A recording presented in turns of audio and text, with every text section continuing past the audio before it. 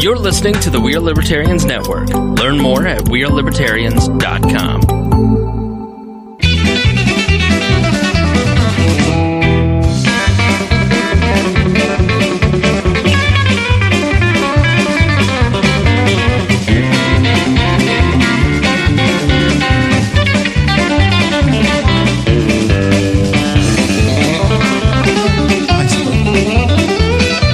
Boss Hog of Liberty podcast. This is episode number 135 of Central Indiana's favorite podcast. I'm Jeremiah Morrell. Today I'm joined by producer Chris Guffey and my forever co-host, Mr. Dakota Davis. Today's episode features Mike Guffey, continuing our candidate series following the election in the city of Newcastle. We're going to be talking to Mike about his past in the city of Newcastle, what he's been up to since he graduated from Newcastle High School. Then we're going to get into the issues of the city, talking about the finances of the city, the budget, some land ownership issues, and what he thinks the direction of downtown should be, and if he agrees with the current administration. Then we're going to talk to him finally about what his goals would be if he is elected to office. And then we're going to talk some final thoughts, and maybe we'll have something very interesting for you at the end. So make sure you stick around. It feels I know the Star Wars trailer just came out. Mm-hmm. I felt a disturbance in the force tonight. Oh no! I feel like my taxes went up. That's true. I can sense it. You just stole my final thoughts. I can sense it. Right out. I can sense it, like and maybe, he's really good at that, isn't he? Maybe just maybe. There will be a... Sorry, folks. No reason to stick around to the end now. Stay around. There might leave be, now. There might be an appearance. Oh, man. So we got to say thank you to some people. People that help us keep the lights on. The incredible, the amazing, and the... That's right. The people, very consistent. The people over... Christy Avery? On Patreon, yes.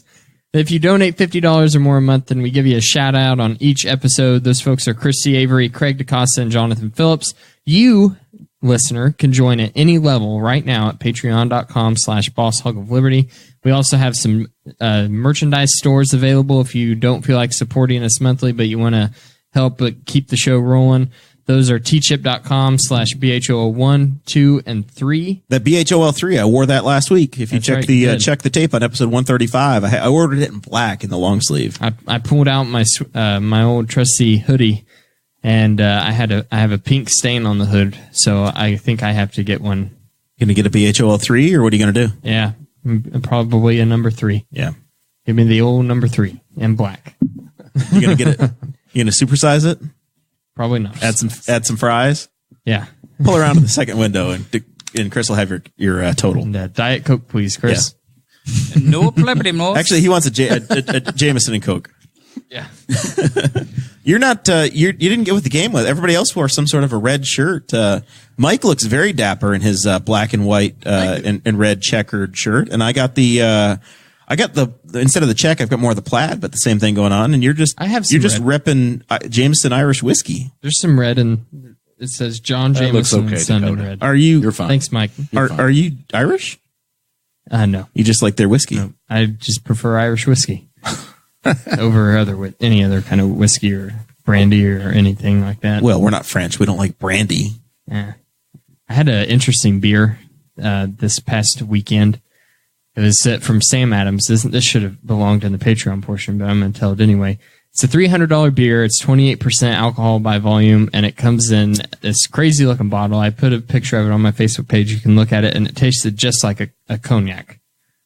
I did see that. I was kind of hoping you were going to save it for us and we were going to try it on the show. Well, it wasn't mine. You didn't find it. You just got to try it. Well, there's a guy down there that, a friend of in our group, and he works for Sam Adams. So he was able to snag a bottle. I didn't pay $300 for it. Well, I just thought you had stupid money at this point in your life and you were just doing the crazy. Mm-hmm. I had just heard something about it like 2 days before, and then you had it in your hand. I'm like, oh my God, here goes Dakota just showing off. Dropping that big money. Yeah. Yeah, I'm not paying $300 for, I think it's 24 ounces of beer. It's crazy. So I took a picture of the Mad Paddle Brewery. I went down Saturday to Madison over the last weekend. And took a picture of their menu and their brewery, and they have the state of Indiana requirements section. and it's they on their menu. It's they have beef bouillon because they have to have a soup, and that was $21. They have microwave coffee for $17, powdered milk for $16, and the peanut butter sandwiches are $13. And there's a little blurb on their menu. It says Indiana is the land of arcane liquor laws. We are required to serve soup, coffee, and milk alongside your beer. To poke some fun at this craziness, we offer you the highly sought after, and there you go. And then it says you can bring food from home if you want to, or from outside. We don't really want to sell it to you. So it was fantastic. So I shared that. Our friends at We're Libertarians reshared it, and it went to like 15,000 people on Saturday. So a lot of fun, a lot of content. So all right, enough of the banter. I think we've demonstrated that we're friendly people. Now we should talk to Mike. That's right, Mike. I scoured your Facebook profile, and this is all the bio I could find that you grew up in Newcastle. Is that correct? Yes, sir. And you currently live here? Currently live here. Well, we have to ask, because just because you're running for something in the city doesn't mean you live in the city. We've found out. Oh, I know where you're going. I think he's going to Westwood. I understand. Somewhere around I've there. lived in Newcastle all my life, 58 years. 58 years. I'll be 59 November 2nd. Oh. So that's a week from Saturday. Actually, I've lived in Ward 3, 32 years. Oh, wow. 16 at the current address. So you've seen everything there is about Newcastle. One of my questions on here for you was, you've seen it all in Newcastle in 58 years, almost 59. What is one memory you have of Newcastle that is just very nostalgic for you? Oh, wow. I have a lot, but I think one of the biggest that stands out when I was really a young kid at Baker Pool, just being able to, it didn't cost a whole lot of money. And I think I can remember the most I ever paid to swim at Baker Pool was 25 cents. Oh, man, wow. That was, I feel like a Sandlot peppercorn story is coming. No, so I mean that's just my childhood. That's cool. I didn't expect that. I expected something like the cruise-ins and things like that. Well, but Baker Pool, that's a good answer. I did the cruise-in also. I got a real good story on the cruise-in that came later in the years, but so my wife I'm married to now. This is my second marriage, but this is a good one. But the other one wasn't that bad, but this is a good one. But we'd been out and just running around. I think we'd went to White Castles. That was a big thing that we liked to do when we were dating, go to White Castles, not in Newcastle. We'd always go out, but we were going down Broad Street, and I've got 4 kids, and I got 2 older kids by previous marriage. And I've got the stereo jamming, and I'm 40 years old. Everybody's thinking, this is an old man. So we're going down, and then my son, they're coming up, and they meet us, and I look over and say, "What's up?" Hey, and then all of his friends, "Hey, Big Mike, what are you doing?" So that stands out too, the cruise-ins, because of that. But I can remember the cruise-ins, yes. But the Baker Pool, man, I don't know, it was awesome to have. That's a good answer. This is the place you'd go, I right? like that. Yeah, that's where your memories were made. It was good to have. A lot of memories there. So what's your career been? Tell us about how you got here. Well, actually graduated, didn't go to no college whatsoever. Just started working. Just started working. The mic helps, yeah. And just going on with a living. Oh yeah. I worked in Newcastle at Modern Fold. I think it was 15 years that I had there. I currently work at NTAT. I've been at NTAT for 22 plus, going on 23. Down in Rushville. Okay. So just went into the workforce, and that's great. Started making. I did the same thing. Yeah. I always tell people if you don't know what you want to do after high school, then just get a job. Yeah. Don't waste your time and money in college, because I agree. I've seen it a lot. Seen it play out a lot, and people, they wind up just having to get a job. And I've honestly, even my 2 youngest kids, I've let them know that too. Yeah.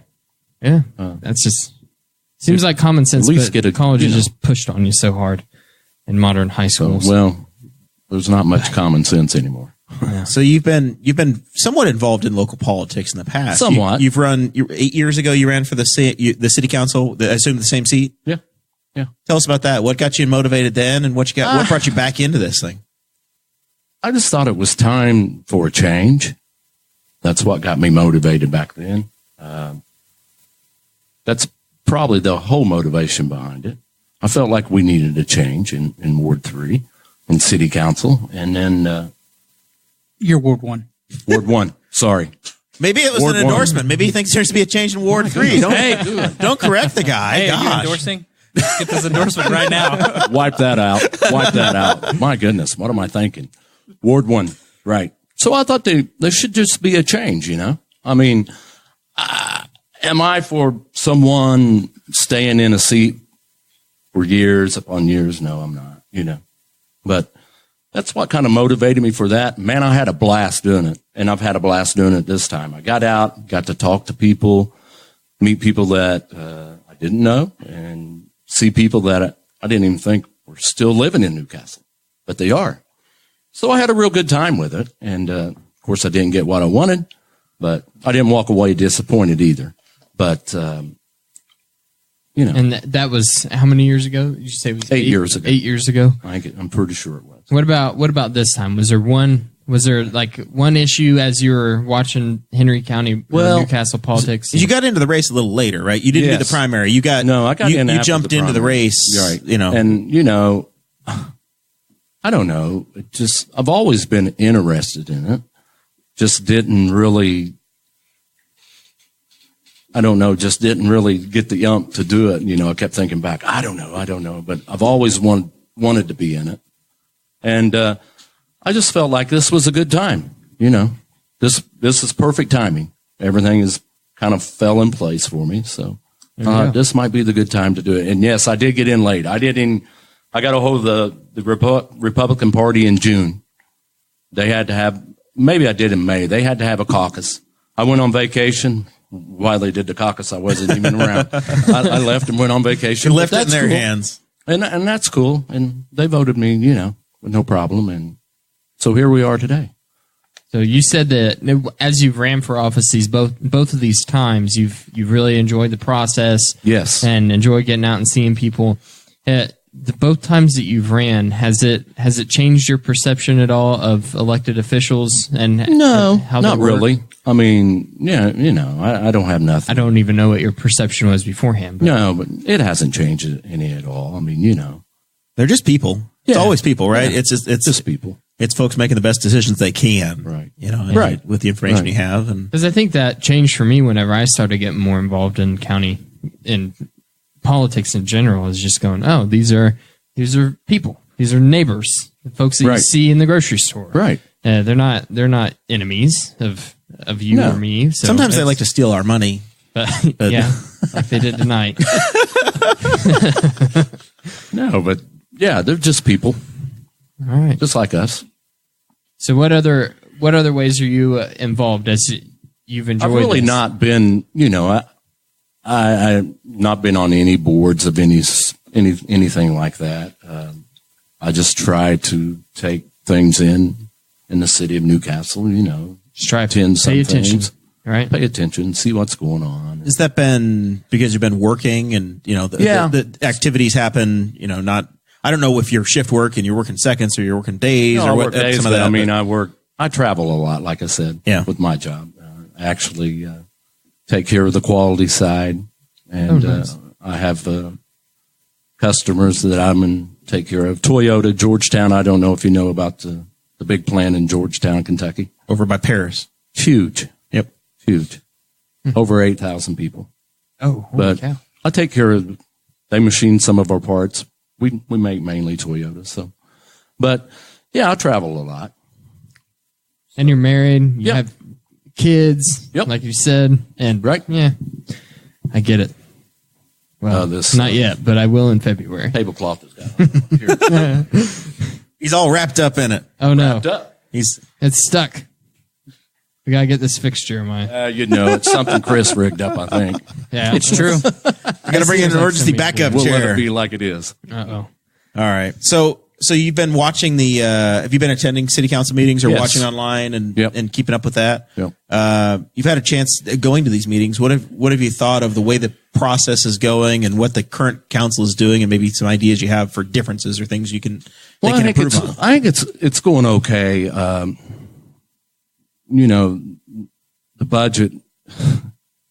They just didn't talk to everybody, you know, and I feel like you got to get everybody involved, you know, not just a certain group. I mean, you know, yes, we want fire protection, law, services of the law, EMS, but we have also workers that work at the city that we need to take care of also. So I feel like everybody, you know, we have to communicate with everyone.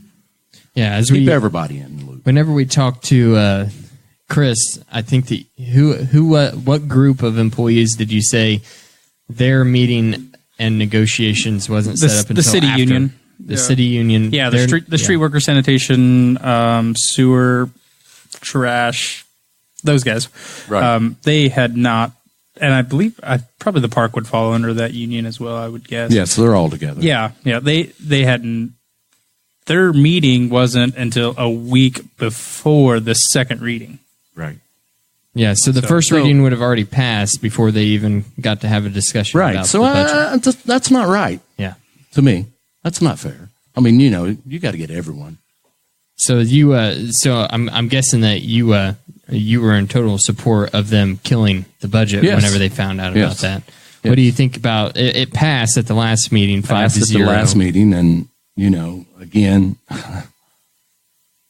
I don't. You know, I feel like I honestly feel like that all the council should be there when this is voted on. Personally, It was 5-0. We were 5-0. two members of the council. Yep. But you know, I don't know why they were missing. That's fine. You know, but I feel like that. Were they all there for the first reading? They were there for the first reading. Yes. Then Lynn Purdue and Mary Brewington were absent for the second reading, in which they killed it. And then when they brought it back, Lynn and Mary Brewington was also absent the same again. Okay. Right. So everybody had a chance to vote on it, or was present to vote on it one time. One time. For the Yeah. final vote, or Yes. the last two. That was you had a quorum, but not enough to Right. get all the way through. Right.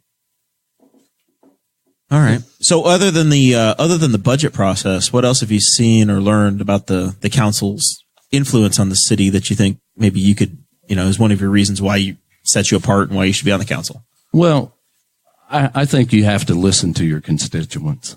Really, you know, these people do have a voice. You know, they need a voice. I've had a lot of people that I've talked to when I've been out knocking on doors, and they do tell you things that, you know, they think this needs to be done or this needs to be done. You know, and I feel like that this position, you've got to be the people. You know, it's the people that put you there, so.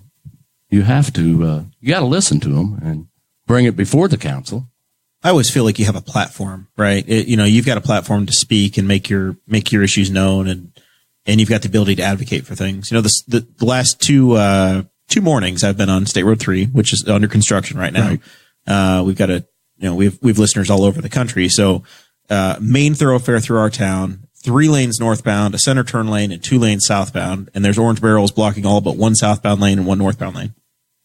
So the last 2 mornings as I've gotten to Trojan Lane, heading north towards Muncie, seen these 18-wheel trucks trying to turn right off of Trojan Lane and to go north on 3. And we've noticed that now traffic is all pushed to the right lane. So you don't have anywhere out to go. You've got 8 feet or 12 feet of width, and that's it. Well, these trucks can't make the turn. So I was messaging Councilman Dickin today saying, hey, man, you guys, like, I don't know if NDOT didn't talk to the city or the city didn't talk to NDOT or what's happening. Wasn't But much you've of got that discussed. But you've got NDOT. You've got traffic issues that are. This morning I watched a semi try to turn right, and he turned into the center, literally hit two barrels, knocked one into the traffic lane. I had to park my car on the road and move the barrel so traffic could get through. So that's the kind of thing I think the council can have some influence on as well. Well, NDOT didn't tell the city that they were coming at all. They just showed up. Yeah. And they're like, They just started, and you got to that's deal how with they it. knew. Yeah, you got to deal with it. So They didn't say anything. at least that's what we're being told. Right. Amazing. It is kind of amazing all the problems that the government of the city of Newcastle has had with NDOT over the past couple of years. Right. So then they show up, and now you've got trucks that are used to certain routes. So now it's okay. Is the council able to work with the mayor or the streets department to say, hey, we need to change truck routes because you can't make that turn, and you send a truck down there, and the next thing you know, you got hazards where people are, Right. people can't get through. Obviously 3 needed work, right? I never, my day job is road construction, and I will never complain about orange barrels being out there because it's my livelihood and I like to drive on roads at work. Same thing with harvest season right now. I like to eat, so I'm not going to complain about the combines and the plows that are out on the road either. But you gotta work together. Right. There's opportunities here. Right. I agree. For sure. I agree. So I don't know. Those are the kinds of things where I know that there's a traffic committee. So are there committees that you'd be interested in serving on traffic or budget? I don't know what all committees they even have. I'd be interested in a traffic committee, but I'm kind of also on the traffic committee. I think all the councils should be involved because we're representing different wards in town. So, I feel like everyone should be involved. There are a couple committees that all the council is involved in, correct, Chris? Yeah. Technically, the budget, the entire Finance committee. I don't know technically if the whole council's involved in the committee because I know Mark Koger and Jeff Hancock are currently the ones that go to the meetings and represent the council. So maybe we vote to have them represent us. But then like the traffic committee is Hancock, Dickin, and Walden currently. Right. So it's not everybody. Not everybody is Yeah. involved in those committees. Right. Yeah. Yeah. So I don't know exactly how they do that. Right. I think it's probably on a volunteer basis. But they get the opportunity. You guys get, if you're in that role, you get the opportunity to look at speed limits and traffic speeds. Right. Obviously, the whole council votes on, determining if something should be 30 miles an hour or 20 miles an hour, or, if we're going to keep 14th Street open or closed, or if we're going to have stoplights in certain locations. So all opportunities for you if you get on the council. Well, I hope we don't close no more streets. I live on 22nd Street, and it was closed at the tracks. Yep. That was a bad move. Just because of the kids walking to school. Yep. So, I would, that's why I'm saying I feel like the traffic committee, and I don't know if even the traffic committee was even involved in that. I think that was involved because of the railroad, and we wanted to open up another crossing at Garner Street. So right. So they had to sacrifice one. We had to sacrifice 2. Thornburg Street also out. Yes. Yeah. So, but, I just think the whole council, as far as the traffic committee, should be involved. That's just my belief. And that's where you start to look at, okay, if you're going to do that, do you need to put in pedestrian bridges or pedestrian crossings? We're looking at the Stellar grant, and a part of that, or a big portion of that, is making the community more accessible on foot. Right. We heard some big ideas. Was it last week or 2 weeks ago? About possibly abandoning one of the lanes on State Road 3. Yeah, that Jerry Walden mentioned that NDOT had discussed abandoning one of the lanes and making it kind of into a walking lane. So giving up one of the I assume one of the 3 lanes northbound on 3, and then adding a pedestrian and bicycle lane to make 3 more walkable. So there's definitely opportunities out there, or things to be considered. And Interesting idea. yeah, really. So back to the budget process, I guess. One last question there. Is there anything that you would like to see included or done or taken out or anything? If it was up to Mike, the budget's up to Mike, what's like the number one thing you want to change? Well, and that's some things that I will have to get familiar if I win the seat with that. But I feel like there's some things that we can put in the budget that could help the whole city. Yeah. But I also want to see some things done in Ward 1 that is not done. If we go to blacktop roads, just simple. I've had a lot of that discussion with people in my ward. We don't never see none of this. And you're saying that your ward doesn't get its fair share of paving dollars? Yeah, that's that's the way I feel, and that's the way a lot of my constituents feel the same way. It's a common complaint as we've been out walking for Chris and talking to people is why is there so much focus in this one area of the city whenever my neighborhood I get that. looks the way it does, right? Yeah, I get that. So that's very common. It's very common. It's a very common complaint that we. Well, that's an issue that happens in all kinds of cities, right? Nothing against the rest of the city, right, or any of the councilmen. It's just share the love. Absolutely. Help us out. We're human beings too, and we. So, are there parks that you want to see improved in your ward, or certain street projects, or what kinds of things need? I've only got Baker Park's actually right at my ward, right. But I have the Lowe's Park, but I don't know. It seems to be pretty updated over there. Yeah, they've done a lot of work on it. There's a lot of good equipment in there, playground equipment. So I don't think none of that really needs Most of Lowe doesn't Park need was much attention. done by volunteers, correct? I think Lowe's gotten a lot of attention the last couple of years. Yeah. Lowe's got a lot of attention. Hospital Heights got a lot of attention, and then there's what's known as pocket parks. There was one on North Main that a church volunteered their entire Sunday service. They kicked everybody out and said, "We're going to go to the pocket park and we're going to fix it up." Lowe Park was that's in cool. pretty pitiful condition though before it got taken care of. Mm-hmm. I agree with that. Yeah. But now it looks great. All right. So earlier in the year, we covered it a bunch of times on this show. Mayor York was talking about trying to purchase the Castle Theater, make some type of a venue out of it. And that got us on the discussion of what the proper role of city government is, intermixing with real estate. So if you're on the council and all of a sudden something happens with the Castle Theater and it's put to you guys if you want to go forward with a plan to purchase it, is that something that you would support? To me, I don't think the city should be in the business of buying property. Yeah. What if the city gets a theater donated to it, and then you own and operate some property? There's a lot of costs involved still with that yet. too. Still yet. That costs money. In the ownership of properties like that, you're just not. That's not your. That costs money, and I don't think that we should be involved in that. And you're losing the property taxes of $130,000 commercial property. It's Understand? if the city owns it anyway. Right. That's the conversation that I think we've tried to have on this show. Is you look at the general theme of downtown. The Mariana Bank building went away, and Right. it became a city building, and they actually lease it to the county. Right. And it was gifted or given when a Mariana was purchased by First Merchants.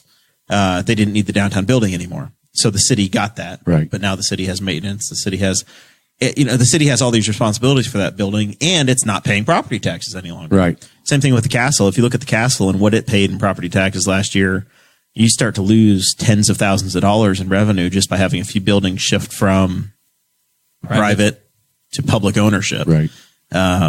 You look at the downtown core, and there's not a lot of buildings that are contributing. No. So just in general, even, because there's talk of other buildings, and there has always been talk of acquiring buildings on the city side throughout downtown for nothing else than to just try to increase the aesthetic of downtown. But you're saying we need to try to get private development in there. Yes. Beforehand. I don't think it, I want downtown to be beautiful too. I want Newcastle to be beautiful. But I just don't think that the city needs to be in the business of doing that. We need to maybe try to get someone to move into that, but we don't need to take that on as a city. So you ran for 8 years ago. Yep. This Jennings building project's probably been going on for close to that amount of time. Was that on the radar or a discussion at that time? Really, it really wasn't. I mean, I didn't hear a whole lot about it like I have this time. What are you hearing as you're talking? As you're talking, going door to door and hearing from folks. What are you hearing about the downtown, the 1400 Plaza, Jennings building? 1400 Plaza. I hear more about that than I do the Jennings building. Just a lot of people ask, what do we benefit from that? I'm not against making downtown beautiful. I think it looks good. I think it looks good. But I just don't think that we need to buy buildings. Right. Yeah. We don't need to be in the business of property ownership as a government entity. No, I don't think so. So with so do you support the way that the current council and the mayor have handled Jennings and 1400? Yeah. Or I can't say that I don't. right. I've not been able to hear a lot about it in the early, stages of it, but no, I'm not against what they have done. I think you just got to be very careful. You got to be very careful about it. So what kind of things can the council do to help downtown if we're not going to be in the redevelopment business or the purchasing business? What can you do as a councilman to help cheer downtown on? Well, I think one thing that we have to do, we have to try to sell our downtown. Now, will that ever happen? Trying to get people to come in. What I mean by that, probably not. Everything is kind of moved out onto Road 3. A lot of the buildings uptown, they're old. What buildings we do have, but there's just some way that we've got to try to get businesses to come there. And like I said, that's going to be a very hard thing to do. Very hard thing to do. I know the downtown group. I got an email today saying that there are 40 businesses located downtown now. I heard that. And there's, the back porch is there. You've got, Twin Lions. You've got a lot of eating and restaurants and things to do that I think are driving folks down here. And we've seen some other new businesses open up locally. And I think that's good. I drove around by the back porch. I'm not a drinker and I'm not against anyone that wants to drink, but it was good. It's pretty crowded. Good little crowd, so yeah. Well, in the state of Indiana, makes them serve hamburgers and coffee and tea, so you don't have to be a drinker to go there. You can still get. I understand. You still have your beef bouillon cube. They've got a menu. They do have a grill. I think it closes an hour before they stop serving beer. But actually, the food. I've not eaten in there yet, but the food smells really good. The burgers they're cooked down quick. Yeah, it looks good. I haven't even talked to anyone that has. I haven't eaten there. My parents. They have an impressive urinal. If for nothing else, Mike, go in there and check out the bathroom. It's a beer keg. It is well worth the trip in just to check that one out. It's like Jungle Jim's world famous bathroom. Yep. The Rumpke trash. Yeah. The giant porta-john. That's it. Oh man. That's funny. Well, yeah. I mean, there are and Chris, you're on that board. They've got Wi-Fi downtown now. They've got a number of different things that. Yeah. The Newcastle downtown. Yeah. So we have the Wi-Fi going. I think we're putting out Christmas decorations. That'll be discussed. We have a meeting tomorrow. We also want to bring up the potential of kind of like what Mike said, bringing businesses downtown where we put up signage and we make sure that people know where proper parking is and so on and so forth like that. That's good. So there's that one new parking lot right off 14th Street. Right across from Legends Nutrition. Yeah, it's really good. I tried to use the bathrooms and it didn't work. You have to go back and listen to the Rex and mayor Aaron. hasn't. The lock was on there. It was. They're locked up. I couldn't. I went for the cruise-in. The last cruise-in they had, Mopar night, and I intentionally walked down to go check out the bathrooms down there. Like, I'm going to see what the new ones are like, and it was like when Mark Brim tried to get Weenie World. It was just sad disappointment. We haven't seen the mayor out there with the giant scissors yet, so they're not open. So Jacob Serber is in the chat watching and reading of the Thunderwolf podcast, and he says it's going to be difficult to sell the buildings. So how will the council do that? What can Newcastle offer to attract new businesses to establish downtown or to establish businesses here? It's tough. It would be a tough market to try to sell buildings downtown. And I don't know. The council would just have to get together and see, what we could do. And like trying to make the environment here more business friendly, working with Corey Murphy and the Economic Development Corporation, and that'd be a start. Yeah, I know we saw that one of the other downtown businesses just sold. There's the one on Broad Street. Yeah, it's 2 lots west of Safe Games and the Hope Initiative, just sold by FC Tucker and the John Kindred crew. Yeah, and it looked like it's pending. Sorry.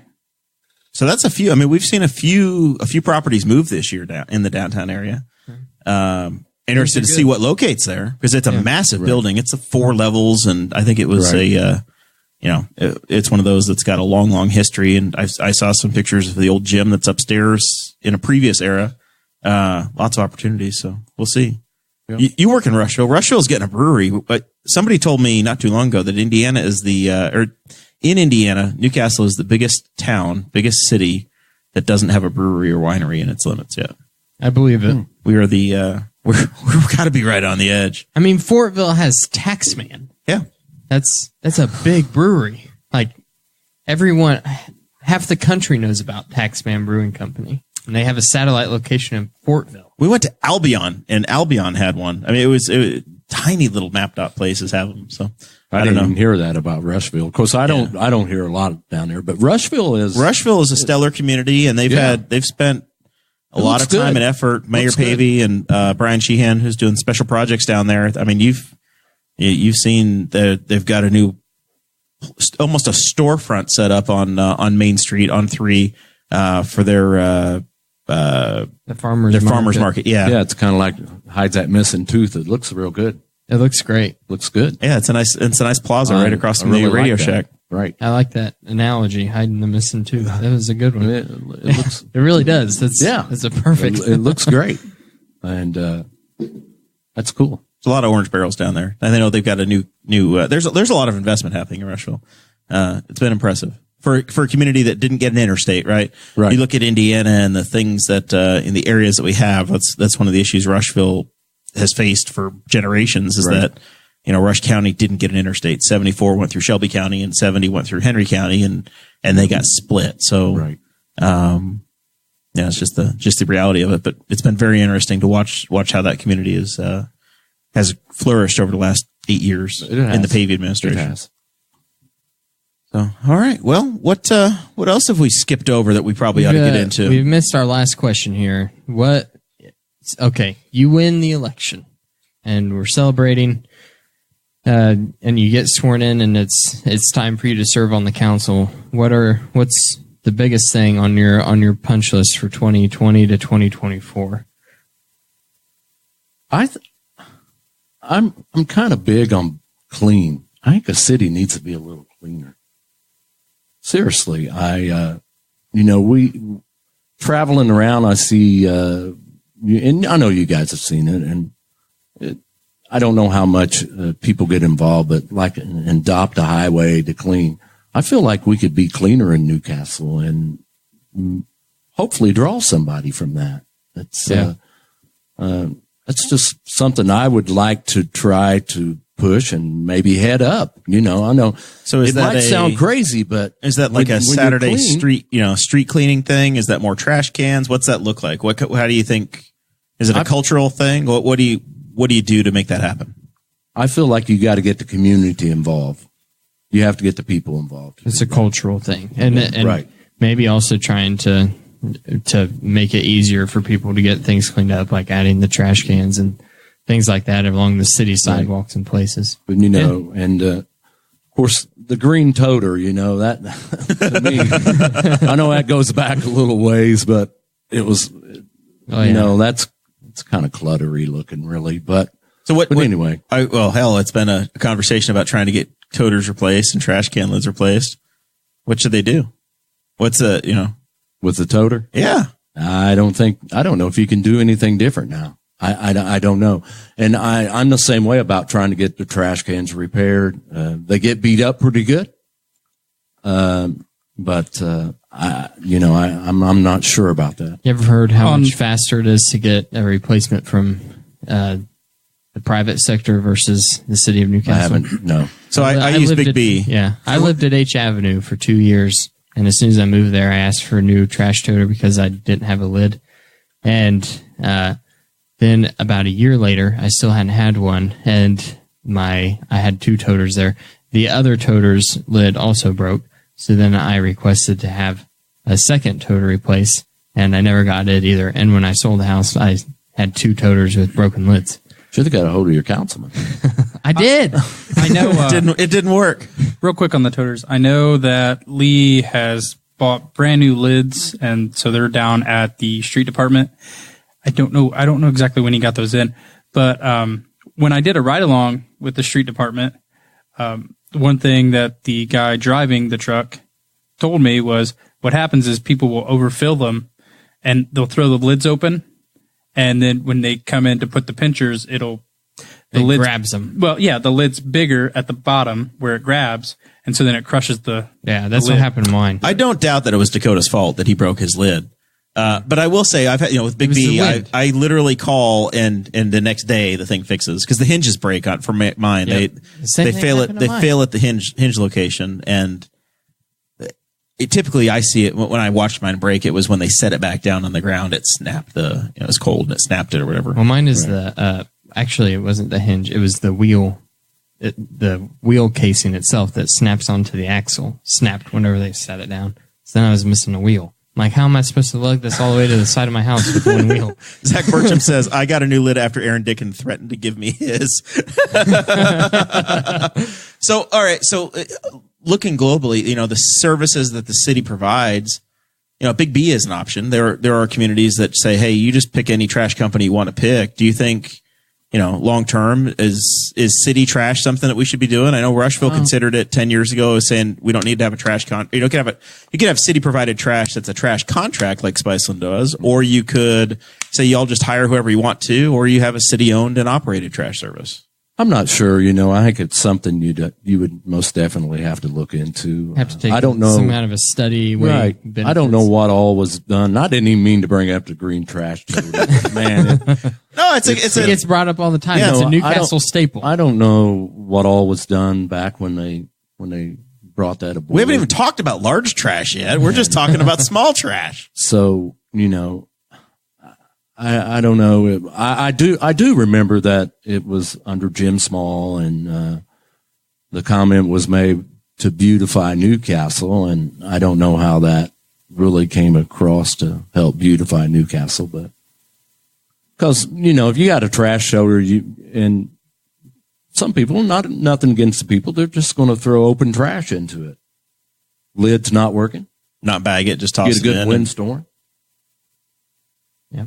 All doesn't get dumped out. I'm just saying. But I didn't mean to bring up the toter. Very fine. It's one thing we can all unite around as Newcastle citizens is that we all have broken trash toters. Except for Zach Burcham, who, Yes. who magically got his fixed. If you show up at every city council meeting for 2 years and just sit in the front row and terrify them into you running for office, that might get you a new trash Chris, lid. is that why you're running? I tell you, I started sitting in meetings in probably mid-November last year, and I don't know. I think it took probably 8 to 10 meetings, and then somebody's like, "Hey, how you doing, man?" I'm like, "Good. I'm just sitting here, man. Just sitting here, Just watching. just wondering what's going on." And then you can see them just start to wonder, "What's this guy doing here? Where do you live He's- exactly? Look at him. Whose job are you trying to take? What ward are you?" Yeah, exactly. Yeah. Oh shoot. Well, Any word from our friend Clay Morgan? no, nothing from Clay. He says which door. So yeah, I think we might have him. Yes. So, as we're talking about elections, Mike, what do you think is going to be the turnout for the local election? Chris. You think we're going to have astronomical numbers, or is it going to be so low that maybe 2 votes is going to take it? Is it, as you've gone around and you've knocked on doors, has people been like, "There's an election? What?" Yep. And that's scary, and it's sad because I've been voting since I was 18 years old, and the spring was the first election I haven't never voted in, and that's crazy. That's crazy. But Chris, your answer to that is what it is. I don't have to answer you on that. Well, I know. I think it's going to be All I can say, I tell everyone, get out and vote.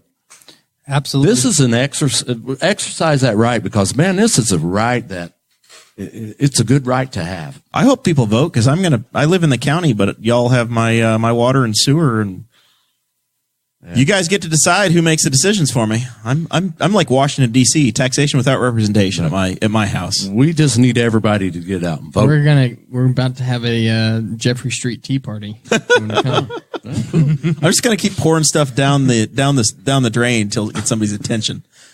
What's this guy doing? So we just had a special Mr. guest Guffey? walked in. How you doing? Doing good. Councilman Good. Clay, one of the OG co-hosts of the show, just showed up. Yeah. What's going on? Just got back from county council meeting. Yeah. But first I want to say, Mr. Guffey here. Is he looking dapper? Well, he is. I've known him for a while. Me and him ran in the same year, wasn't it? 2011-ish? Yeah, 8 years ago, I think, right? Yeah. When you ran in the The city election. primary for the Primary. city election. Yeah, Mr. Guffey. I've known him a while. Know his whole family. So what's going on? Well, so My wallet feels lighter. What happened, So, buddy? Yeah. right. It is 0.2% lighter. So, last time I was on, we talked about the jail tax was coming. Mm-hmm. And it did pass. So, I don't think I heard anybody. it passed 5-1. It did. If people were watching the voice vote that was taken, Yeah. I heard it was 5-1, and one hero Right. one hero Well, tried to stop it. So I don't know that I would go there with it, but I'm just telling you what I heard out of the room. Yeah. So You can be bashful if you want Here's to. the real situation, though, is, I'm looking at this and I know it's coming. I mean, because I've been dealing with the jail issue for so many years, and the county's not done what it needed to do. And we passed the public safety lit tax, and I watched it get squandered away over 3 years' time. And I'm, and there's other voices, but, I was saying, we have a jail issue to take care of. Why are we, spending all this money when we know we have a big issue ahead of us? And, when I wrote that letter, I got up the day of the public hearing, and I just wanted to put something down on paper because I didn't want to forget anything, and I didn't want to ramble, but I wanted to give my heart and how I felt about the whole situation, because I've been dealing with it since day one. And now the county sits with, unfinished projects going on that have taken, over $1 million of tax money, knowing we still had the jail issue. We've shifted money here. We've done this with the Lowit money that was for public safety. We still have a jail issue, so bottom line, I didn't give an explanation. I just kept my mouth shut and I just voted no. Not to be the hero, not to be the guy that, is standing strong, seriously, because, the honest truth is, knowing the budget, I was in an easy seat. I admit it. I get it. But we don't have the money to take care of what's in front of us. The people that were elected, they were elected to fix the problem. Unfortunately, there's no funds to fix it with. So them being new to the seat, mantled with the job, they did what they had to do. I'm, on the other hand, it was more of a statement on principle, because I did not want to raise taxes, right?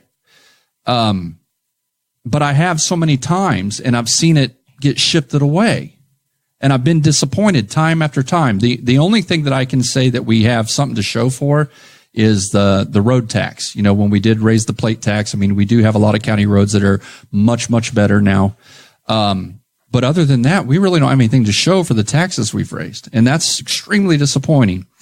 So what this council did, I kept it to myself. I didn't really share, because you're not supposed to, what I was going to do.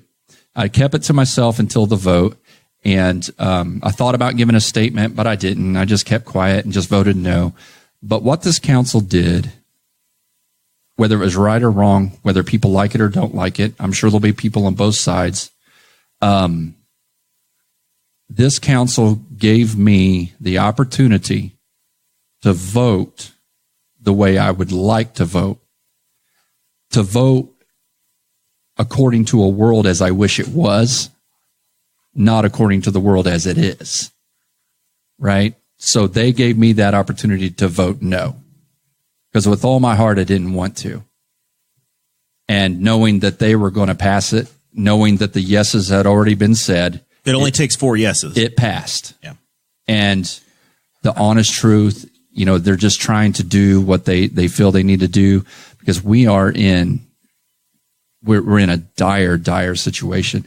Actually, I thought after our budget session, we could start making things a little bit better. But I'm Chicken Little, I guess. I mean, it looks worse. We're having some major problems. And I'm kind of scared about the future, to be honest with you. I really am. Found out tonight also that the insurance fund, we're right here, end of October, so we have 2 more months. Last year, in November's meeting, we found out we were like $750,000 short that we had to come up with in 1 month. We had to borrow from ourselves to pay that. This year, we're still trying to regain. And I found out tonight that we are at this time like around negative 400,000 in insurance fund with 2 months to go. So it's like, holy cow, So the good news is the changes that have been made, if we wouldn't have started in the hole, we'd be ahead $200 or $200,000. Excuse me. Yeah. $200. Yeah. $200,000. But because of last year, we're negative 400,000 with 2 months to go. I'm actually ended up going to be a part of a group. Me, Peg Steffendale and Ken and Gray are going to look at this and the healthcare side, the insurance, to the budget side of it, to see how we're going to come up with the money because we have to break even December 31st. We have to have that paid. So that's going to be an issue. It's going to be an issue. So there was it was an interesting council meeting tonight. Are you guys going to look into getting out of the self-insurance game? That I don't know. It has been discussed. I know it was a discussion last year in November whenever we were 750,000 short. Yeah. So the people that looked at just the self-insured side, okay, what I'm being told is it's still saving us rather than just going with all-out insurance, whatever you would call it. I don't know the terminology. However, I have been told that there are other options out there for other self-insurance options. Okay. So whether that'll be explored or not, I don't know. They're definitely looking at some other things to try to continue to help the fund. But see, here's the thing too, though. When Newcastle Schools redid their insurance, did the spousal carve out, the county gained. You picked up people because the county, or there were folks that were on the school insurance that all of a sudden that dropped on. Yeah, because they can get insured through the county now. So we've actually added to. So again, we're in kind of a pickle, as they say. Well, we appreciate you stopping by. We're just we're getting ready to move into final thoughts. Okay, hold on, real quick. We're getting ready to move into final thoughts. All I have to say, Clay. Yeah, there was one of your constituents who asked for a voice vote, like an individual vote, a roll call vote. Roll call vote. He did. I'm just saying, he sent you a message. He wanted a roll call vote, and that was not made. Huh? I think they should all have to say, yes, I'm raising your taxes. Give me your money. Right when they vote, I will say that when they did the public safety Lowit, they did a roll call vote. Yeah. And they all voted for it. Yeah. Every last one of them. Yeah. I'm just saying that's how it should have been. Yeah. But, I mean, the record shows that there was one lone no vote and all the others present voted yes. Right. And to make it so clear, I mean, it would be cheesy. It would be easy for me to say, I voted no, and I'm not going to do that. We'll do it for you. But on record, I am a no vote. I'm trying to finish my 2 terms on a good note. And again, I've voted yes for taxes before. I mean, I've made some hard votes. I've had people extremely mad at me for some of my votes. And I admit this one it's a tough job, man. This one was easy. It was, but at the same time, I'm thankful for that opportunity to vote no, to be honest with you, because I was able to express with my heart. Your caucus leader is nicer than Nancy Pelosi is. She is. Yeah. I will also say that there for a second, me and Sean Defoe were sitting beside each other, and like nobody made a motion. We're just sitting there. We're like, oh, it took a while. And then nobody was brave enough to say, I'm in favor. Then Kenan made the motion. Yeah. And I'm just sitting. I'm like, there needs to be a second. Yeah. 10 seconds go by. Next thing I know, my county councilman, Chad Malico, he seconded that vote. Et tu, Brutus? Et tu, Brutus? I voted for you, Chad. And he talked to me afterward. He said, so you didn't explain your vote.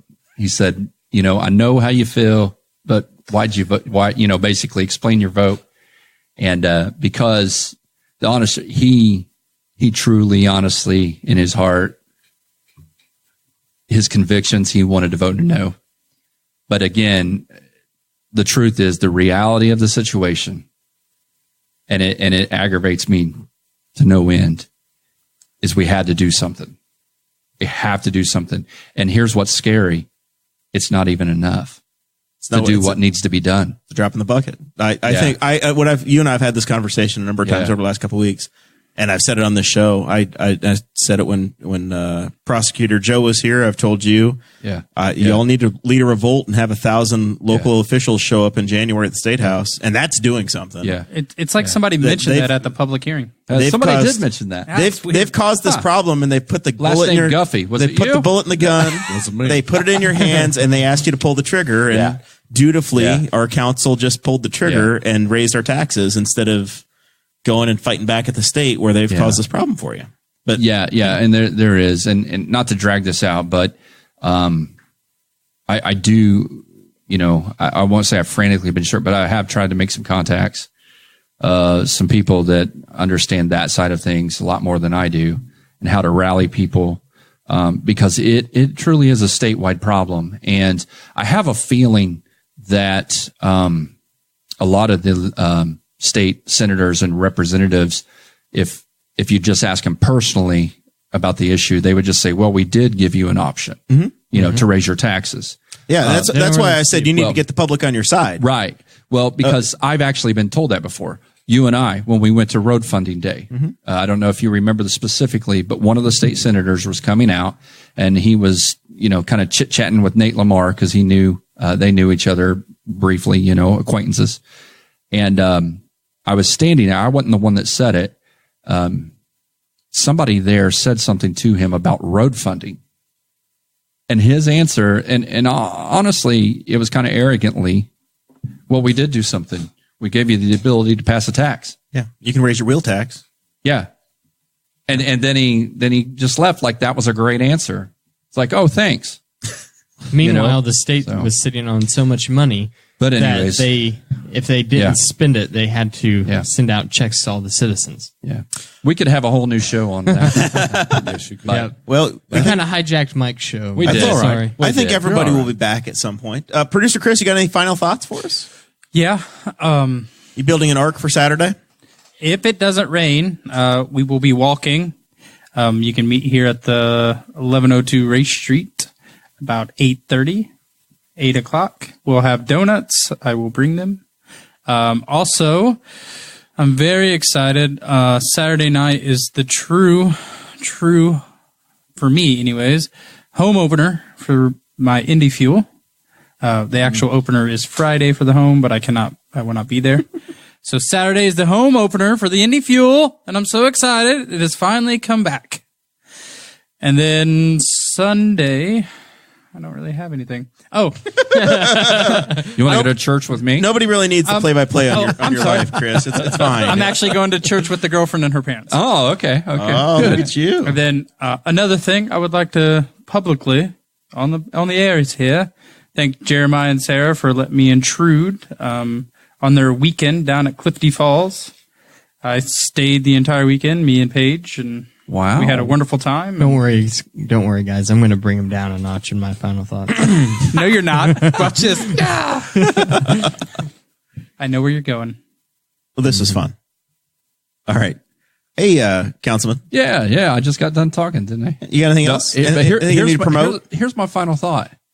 Mr. Guffey. Yeah. Right. So like I said, I've known Mike for several years. We'll put it that way. Many years I've known Mike, and he's a tremendous guy. Not in my district, or I would 100% vote for him.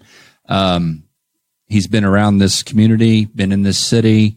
He has its best interests at heart. He cares deeply. Like I said, back when you ran the first time, we talked a lot. Right. You had a lot of great ideas and passion for it. You had passion for it. And then after that, life and job and circumstances, it's like, okay, I need to push the pause button. But as soon as I don't say that, I'm not saying this to toot my horn, but to give him props.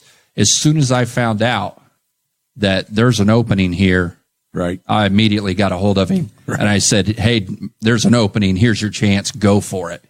And so we briefly talked about that, and then he got a hold of the right people. And so, again, can't say enough. If you live in his district, vote for him. He'll do a good job. He really will.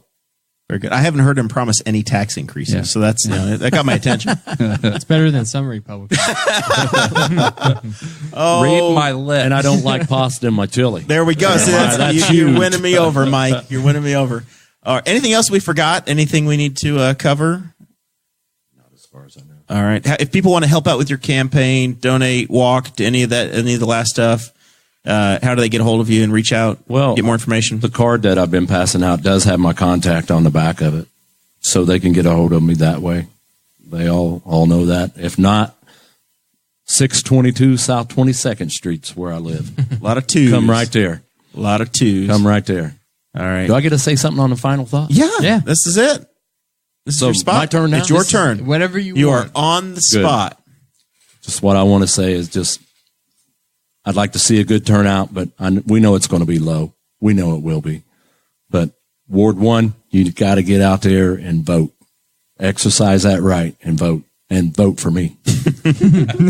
And when you vote right. Vote right. As Yes. Rex Bell used to say, keep voting until they make you quit. Just keep trying to go back Right. until they make you stop. And then after y'all get done walking for Chris over there, I'll buy you a hamburger. You can come and walk for me. Just keep the Guffey train going. We pretty much got it under control on my side.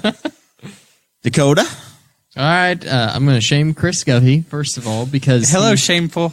we've been working out for like over 2 months now, and all this week he's been a no call, no show. Yeah. I thought you were being cold and distant, and you weren't talking to him and telling him about anything. And then I had lunch with him yesterday, and he said, "Yeah, I haven't gone. I don't know." Did you say a month?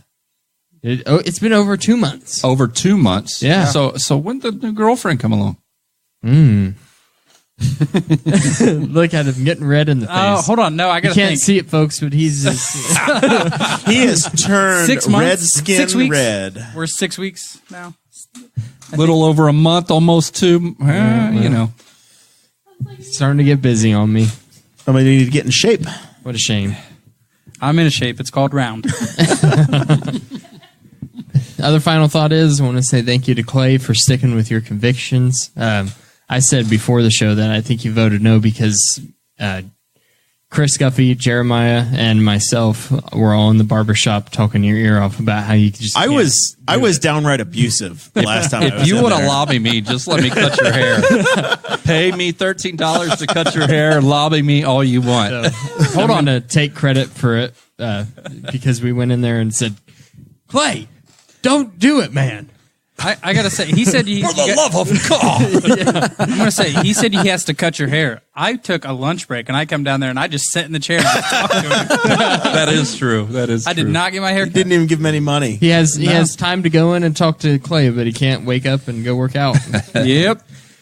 And then also, I have a Facebook page called Beezer Creek Restoration and Repair. You need to go like that page so you can see all my projects. And then I think, I don't know this 100% like fact yet, but my wife has made like a wreath or 2 wreaths, and they're in our house.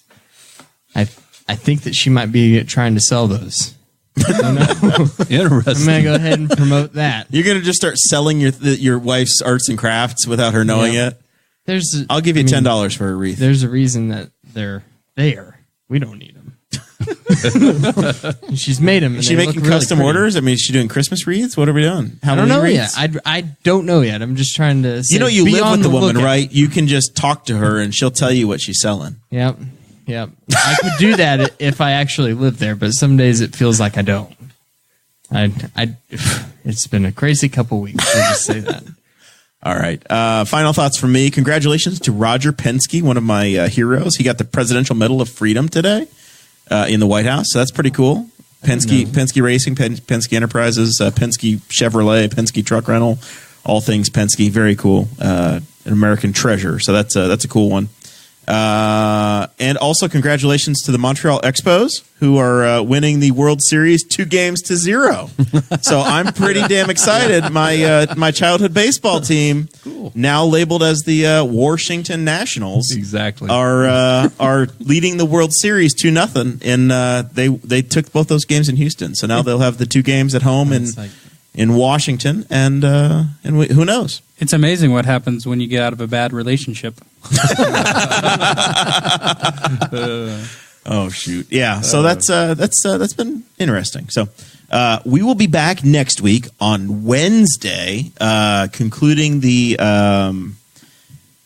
city council tour. I know Lisa Crosby is or Lisa Catron. Oh gosh, I check local listings. Yeah. Lisa Catron is she's gonna shoot me.